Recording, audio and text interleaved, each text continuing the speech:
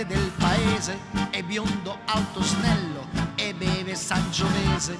Si alza puntualmente al canto del galletto e suora gelsomina, gli porta il caffè a letto. È un prete molto allegro e suona il mandolino. Ragazze e ragazzuoli, stasera gran festino.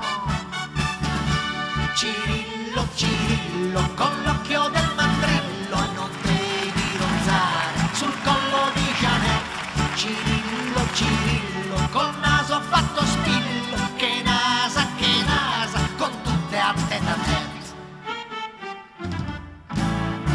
Don Cirillo, che c'è?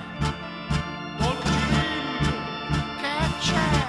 All'alba lui si ciuccia 3 uova di gallina e alle 8 dice la messa mattutina.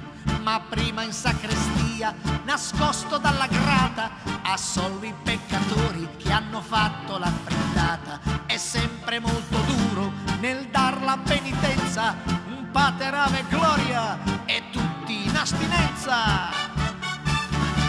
Cirillo, Cirillo, con l'occhio del mandrillo non devi ronzare sul collo di Janet. Cirillo, Cirillo, col naso fatto spillo, che nasa, con tutte a tête a tête.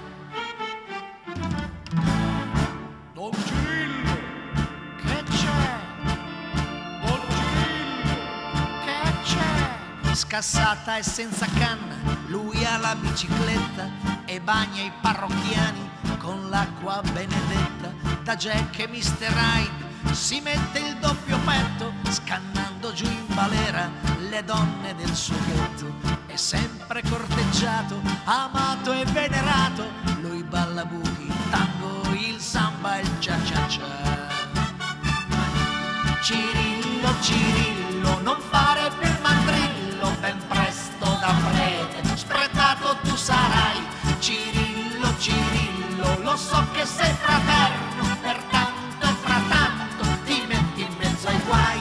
Io sono Cirillo, il prete cappellano che assolve i peccatori da Roma e da Milano. Io sono Cirillo, il prete fracassone, e per la soluzione ti do in testa sto bastone.